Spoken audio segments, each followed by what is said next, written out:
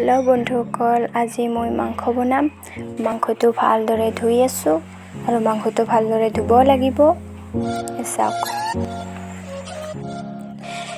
এইটো হৈছে জলকীয়া আৰু এইটো পিঁয়াজ। এই দুটা পিঁয়াজ আমি ল'লোঁ। তাৰ পাছত আমাক লাগিব নহৰু আৰু এই টুকুৰা আদা লাগিব আমাক। এইবিলাক আমাৰ ৰেডি হ'ল। এই পিঁয়াজটো কাটিব লাগিব, ভালদৰে কাটিব লাগিব। আলুটো কাটিলোঁ, কাটি আছোঁ।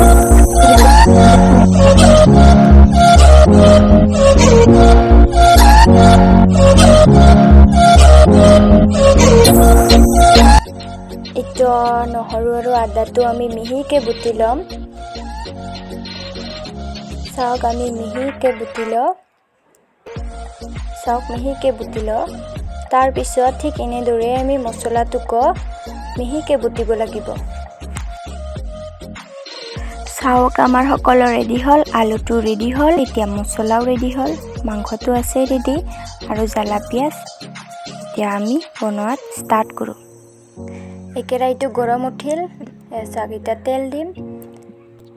ফেনা উঠিলে গৰম হ'ল। এই দুটা আছে আৰু ইয়াতে।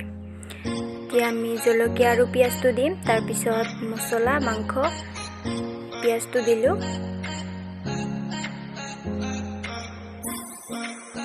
চাওক, এতিয়া হালধি দিছোঁ অকণমান। এতিয়া এই নহৰু মছলাটো দিম। তাৰপিছত মাংসটো দিলোঁ। চাওক, মাংসটো দি দিলোঁ, লাৰি দিছোঁ। পিছত ঢাকনিৰে ঢাকি দিলোঁ। 4 মিনিটৰ পিছত দেখিলে যে পানীখিনি শুকাই গ'ল। তাৰপিছত আমি অকণমান পানী দিম। এইটো হৈছে বিলাহী আৰু ধনিয়া। আমি শাকত দিবলৈ ৰেডি কৰিছোঁ। এতিয়া আমি শাকত দি দিলোঁ। তাৰপিছত আমি আকৌ ঢাকনিৰে ঢাকি দিম।